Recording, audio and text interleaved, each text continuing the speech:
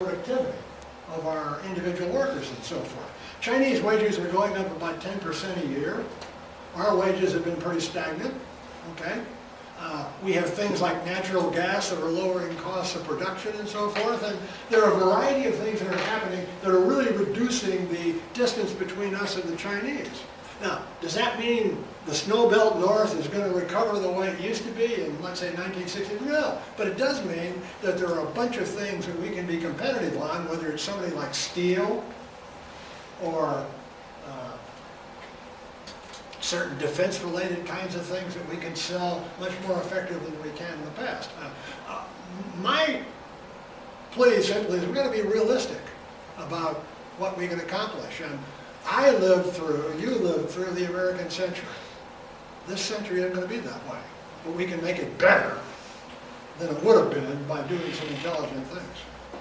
Dr. Cook, you touched on migration out of the area, and I would like to know, in your opinion, what lends to that migration. I have always felt that salaries were never commensurate with the cost of living here in this area. And as a realtor, I know that a lot of, especially officers retiring from the military, are going elsewhere because they just can't get jobs in this location that are even close to what they're getting for military pay. What, in your opinion, is leading mostly to this migration out? You give me a chance to do a little advertising. Next year in November, I'm going to do my first State of the Commonwealth report, sponsored by. Next year, you should probably invite Gary Wagner, because he's going to be doing most of the State of the Region stuff. Very capable guy. He'll be doing this. I'll be still doing some of the State of the Region stuff. But the State of the Commonwealth report will come out in November, and I'm going to be doing presentations around the state, you know, Richmond, Northern Virginia, Lynchburg, etc. And one of the things, one of the chapters in that first report will be what are the determinants of migration. Okay? And it turns out that jobs are the number one, but also amenities count. If you look at some of the external ratings, like places rated and so forth, does that make a difference in terms of where people move? Answer yes. Does the cost of living make a difference? Answer yes. Do business regulations make a difference? Yes. So I'm sort of trying to whet your appetite for reading that particular chapter, but the number one influence is job creation, and we're not creating enough jobs, and so people are leaving. Okay, great. Congratulations. I've heard it termed several times that Hampton Roads is one of the 40 largest economies in the nation. Was that a true statement before? Is it true today? Yeah, it still is. We're roughly like number 35, 36, 37. 37. Something like that in terms of the size of our regional economy. And if we were in the United Nations, we'd be like number 70 or something like that. This is a big place. Are we when we look at it worldwide. Are we slipping in the mess? Yeah, we're slipping. We were 33 Yeah. when we've merged the 3 MSAs, and we've been declining ever since. We're on a downward trend. Yes. The miserable northern winter is opportunity knocking for us here. The Chamber of Commerce should be courting the Fortune 500 companies up north, telling them about our culture, our lower cost of living down here, and inviting them to visit, come and see. And when you have the Fortune 500 companies, they're putting money into the company. If we only got one, it would be a tremendous asset for us. I'll say yes, but, and the but is, for example, you've heard the old saw that we live at the end of the longest cul-de-sac in the world. Yes. And we have the rising sea levels, and I can go on. I mean, we've got a mixed picture here in terms of what our attractiveness is. We have attractions, yes, but isn't quite as positive a picture as one might think. Wow. Hey, Dr. Cook, Yes. you mentioned earlier about the decline in the military and also the civil servants in the area, but that the increase in compensation compensated for that. Do you have any idea, because going forward, if you look at the 5-year forecast, the personnel costs are looked to go between 1 and 1.5% over the next 5-year period. So given that the numbers will be flat to decline and flat compensation, what does that translate to in terms of the drag or the impact on the economy as that disposable income falls? Not so much a drag as this just isn't going to be a positive influence, because once you account for inflation, we're talking about no growth or maybe even slightly negative growth in real terms. So defense spending just isn't probably going to be a major factor as it has been in the past for us. So well, that's just not a growth engine that we can depend on. Does your data set that you look at when you look at where people work and live, are you able to see, as the new folks are coming in, how when people who do come into the area, where they're choosing to go, is the net gain in population short of live births, meaning working seems to be Chesapeake, Suffolk, Isle of Wight? What does that dispersal pattern look like in terms of where people live versus where they work? While I can't trace an individual, you can look at the aggregate numbers and say, look, Suffolk is going up, Virginia Beach is going up, Norfolk is going down, for example, in terms of where people are choosing to live and the like. Yeah, you can trace that.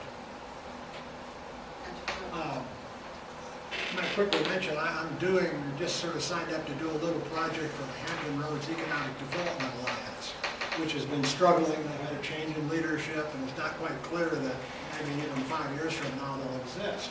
But one of the things they want me to do is show how, when a new job appears, let's say in Suffolk, how does the rest of the region, cities and counties benefit? How many jobs flow out from that as a ripple effect to, let's say, Newport News or to Chesapeake and vice versa? And I'm going to look at a couple of specific projects where they claim credit for attracting those, and then show how the benefits radiated out. It's interesting that just on this subject, several years ago, that's almost 10 years ago now, we did a study of where the economic benefits of the port went to. Yes. And it turns out that Virginia Beach was the biggest gainer of any city in the region. Why? Because it doesn't have any of the costs virtually. It's getting benefits without paying the cost, whereas Norfolk and Portsmouth and Newport News, they're bearing a lot of the costs, and they're getting benefits too. But I can remember telling that to Myra Obendorf, and she sort of went, I don't believe it. Then when we sat down, we looked at the numbers, and Virginia Beach is getting less total benefits than Norfolk, but it doesn't bear the cost. So this sort of thing that the Alliance wants me to do, their agenda, of course, is to show that they're good for everybody. And to some extent, the numbers that I'm looking at say that's true. Doesn't mean Virginia Beach wouldn't be better off getting the job itself here, but it does mean when a job appears in, let's say, Chesapeake, that really everybody in the region benefits, because I'm trying to remember the number, 57 or 58% of the region's workers cross city or county lines when they go to work. We're really highly dependent on each other. We're going to take one more question Yes, and then we okay. have to wrap up. Thank you. Can you tell me when the organizations or the people that want to build here, like for example, this arena, where do they get their numbers from? How do they go about getting their numbers of the participation payment that's going to be done? The reason I ask is I was talking to a gentleman that it's no one that I really knew, but he was from Richmond. And I asked him, I said, if you have a choice of going to an NBA game in DC and going to one at Virginia Beach, which one would you choose? And he said, there's no question, I'd go to DC. So I'd like to know how they come about their numbers of the support for these different projects. The previous version of the arena that was turned down and flopped, the city of Virginia Beach hired me to do an economic impact study, and I did. And I did it on the basis of some assumptions that I thought were strained and probably not realistic. For example, they had something like, I'm trying to remember, something like 20% of the attendance at an NBA game would come from the Richmond metro area. And I said, yeah, I don't think so. But they said, this is what we want you to do, and so I did it. I came up with a number, which turned out, of course, to be positive, because if you make those kinds of assumptions, that's going to be true, because these people are going to come in, they're going to stay, they're going to spend money, go to restaurants and everything. The city, I think it's fair to say, didn't think my number was high enough. And they went out and hired somebody else, and I won't mention her name because she's in Richmond. But she came up with a number that was about 5 times higher than mine. Now,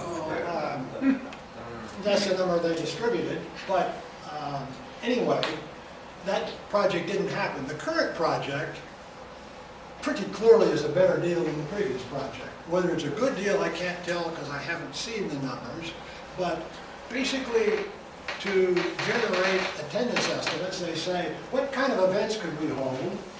What kinds of conventions, what kinds of games, what kinds of things? How many people would attend that? And what would they do? So these are based upon assumptions of starting with, these are the activities that will be held here, and this is what we think the attendance will be, and this is what these people are going to do.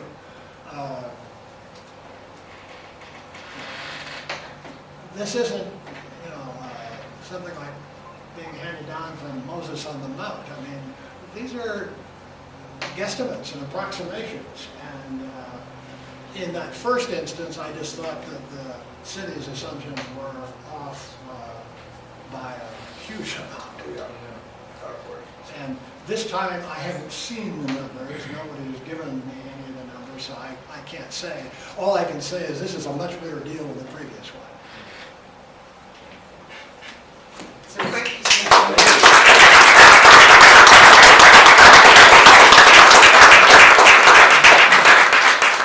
would like to thank Dr. Cook not only for his expertise, but his patience and his willingness without technology and referencing his slides to still present today. And we would like to invite you back for the State of the Commonwealth, and we will have all the technology. This technology will be sure. Besides the 50/50, I have a couple announcements. There's a light rail meeting following this meeting over at the Renaissance Academy, which you know is just down the street, and the small business survey.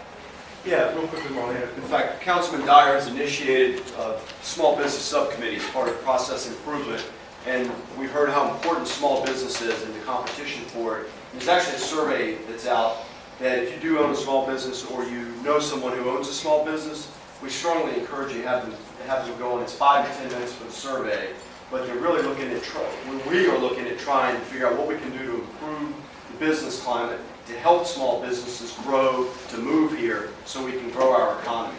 In fact, it's actually, there's a PhD or so, I don't forget what Karen's working on. Karen, Yeah. she's working at an ODU on her graduate study on this project. Yeah, so that's where the data is going, because I know sometimes people have concern about who's going to look at that, especially if I have a criticism, but it's completely anonymous, and we really think it can help drive small business growth here in Virginia Beach. So I have these, and I can direct you to the survey website too. But please, and if you know somebody who owns a small business, have them go to the survey and fill it out. It can really, really help, I think, the local economy. Thanks. I would like to remind you that next month, the 4th Saturday, is Memorial Day, so we are going to the 5th Saturday of the month. And we have Dr. Aaron Spence, who's the superintendent of Virginia Beach Public Schools, speaking to us next Saturday. And Ed, if you would like to have Dr. Cook pull that up. I'll leave.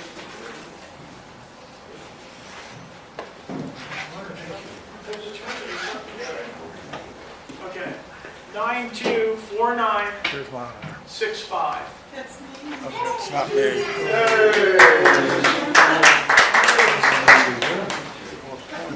Thank you. And I neglected today to have new people introduce themselves since we got started a little late. And I know for sure there's one new person because she's my good friend's husband. So I'd like Jerry to introduce yourself. Hey, I'm Gerald Phelps, Sun Ridge. Nice to meet you. Nice to meet you.